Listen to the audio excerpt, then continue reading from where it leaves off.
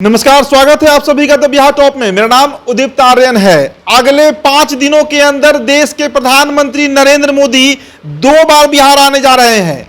20 महीनों के बाद नरेंद्र मोदी का बिहार दौरा है।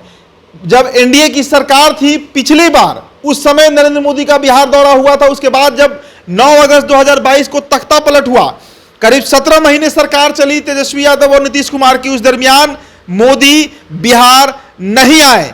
अब जो खबर है कि अगले 5 दिनों के अंदर, आपको पहले 2 मार्च की खबर बताएं कि कल औरंगाबाद और बेगूसराय में और 6 मार्च को बेतिया में जनसभा संबोधित करते हुए पीएम मोदी दिख सकते हैं। हालांकि जो दौरा है उसमें बिहार को कई तरह के सौगात मिलने जा रहे हैं। करीब 2 लाख करोड़ के योजनाओं का सौगात जो है वो नरेंद्र मोदी बिहार को देंगे।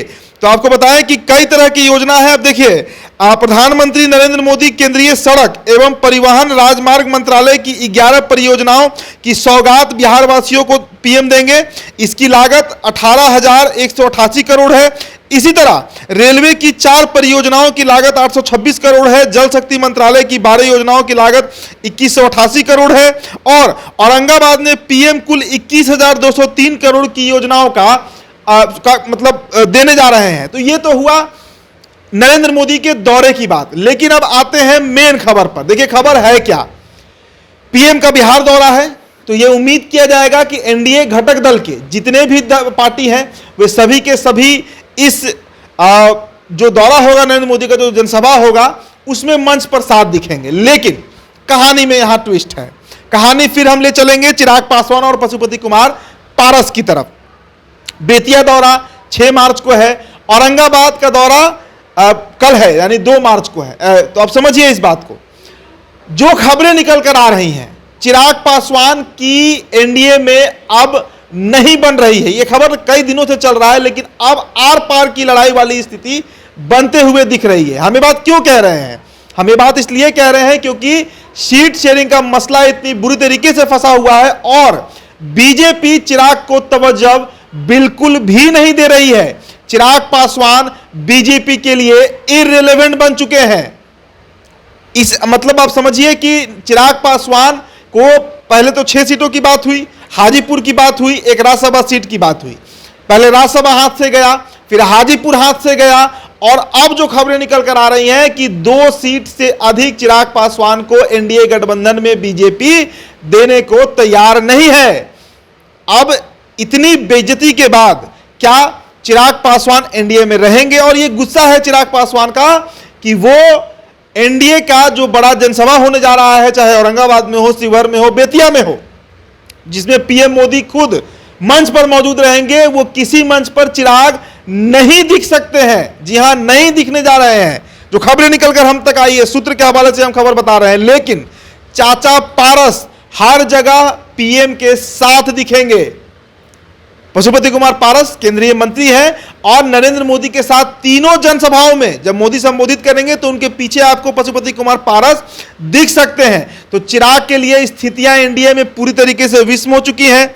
बिल्कुल असहज स्थिति है और ऐसे में चिराग आगे अब क्या करेंगे, ये गौर करने वाली बात होगी। तो औरंगाबाद का दौरा हो, बेगूसराय का दौरा हो, या फिर बेतिया का दौरा हो, 2 दिन में होने जा रहा है 3 दौरा, 3 जगहों का प्रधानमंत्री का, उसमें चिराग पासवान सभी जगहों से मंच से नदारद दिखेंगे। इस बीच एक और खबर आपको बताते हैं।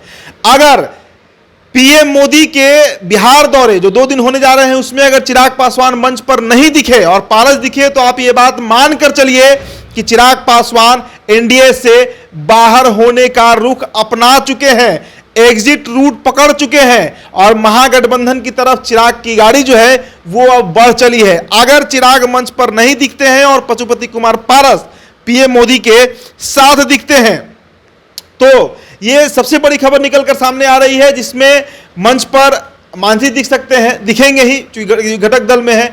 उपेंद्र कुशवाहा की पार्टी भी दिख सकती है, हालांकि उन पर भी संशय है। जो अभी तक खबर है कि उपेंद्र कुशवाहा की पार्टी भी एनडीए में असहज है, क्योंकि एनडीए में बीजेपी उन्हें महज 1 सीट काला कार्ड देने के लिए तैयार है। इसके अलावा कोई भी सीट पर बीजेपी सुनने को ही तैयार नहीं है। और चिराग की जो खबरें चली थी शुरुआत में कि हाजीपुर दिया जाएगा, राज्यसभा दिया जाएगा, 6 लोकसभा सीट दिया जाएगा, सभी पर पूर्ण विराम बीजेपी ने लगा दिया। बीजेपी धीरे धीरे करके टाल मटोल करते हुए आज स्थितियां ऐसी बना दिया गया कि अब चिराग 2 सीटों पर अगर कॉम्प्रोमाइज नहीं करते हैं तो एनडीए से उन्हें बाहर होना पड़ेगा।